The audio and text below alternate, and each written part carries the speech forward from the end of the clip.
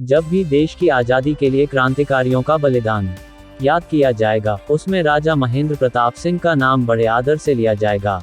स्वतंत्रता और देश को शिक्षित करने के साथ साथ गरीबों का उत्थान करने के लिए अपना सब कुछ निछावर करने वाले देशभक्त राजा महेंद्र प्रताप सिंह की 44वीं पुण्यतिथि उत्तर प्रदेश के वृंदावन स्थित प्रेम महाविद्यालय इंटर कॉलेज में बनी उनकी समाधि पर हवन कर उन्हें श्रद्धा सुमन अर्पित की गई। वही इंटर कॉलेज के प्रांगण में लगी राजा महेंद्र प्रताप सिंह की प्रतिमा पर पुष्प अर्पित कर उन्हें श्रद्धांजलि दी गई।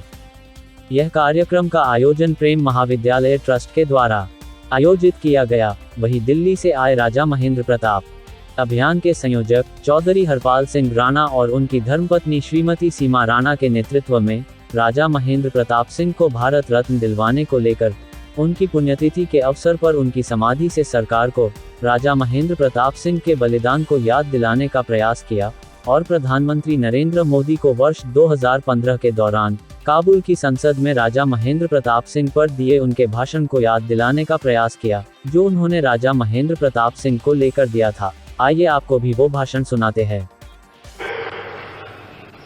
1915, the first Indian government in exile was formed in Kabul by Maharaja Mahendra Pratap and Maulana Barkatullah.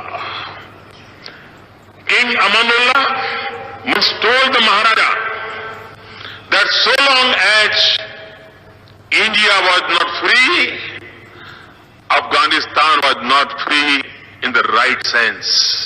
आपको बता दें कि राजा महेंद्र प्रताप सिंह ने देश के पहले तकनीकी विद्यालय की स्थापना वृंदावन के में की थी, जो उनकी संपत्ति महल हुआ करते थे। उन्होंने अपना पूरा जीवन देश समाज के लिए खपा दिया, तो अपनी जमीन, महल और संपत्ति गरीब समाज को दान देकर गरीबों के उत्थान और शिक्षा का उजियारा किया।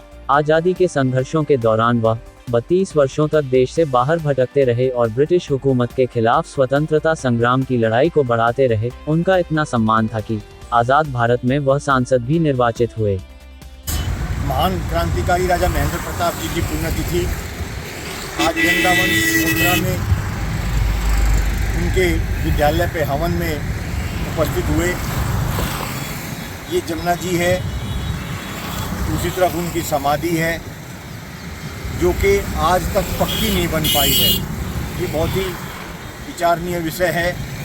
इतने बड़े क्रांतिकारी की समाधि आज तक इन्हीं कारणों से पक्की नहीं बन पाई है, जिन्होंने देश को स्वतंत्र कराने में महत्वपूर्ण भूमिका निभाई। देश में बड़ी बड़ी समाधियां बनी, बड़े बड़े स्मारक बने, लेकिन राजा महेंद्र प्रताप जी की समाधि आज तक पक्की नहीं बन पाई।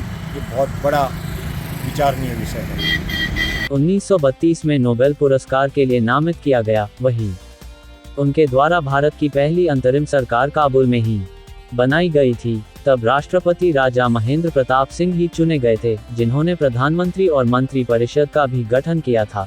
लेकिन वह जिस सम्मान के हकदार थे, वह उन्हें अब तक नहीं मिला। इस अवसर उपस्थित व्यक्तियों ने भी राजा महेंद्र प्रताप सिंह को श्रद्धा सुमन अर्पित करते हुए कहा कि भारत रत्न के असली हकदार है राजा महेंद्र प्रताप भी है, इसलिए सरकार को इस पर गंभीरता से विचार करने की जरूरत है। प्राइम टाइम न्यूज हिंदी से अर्जुन सिंह की रिपोर्ट।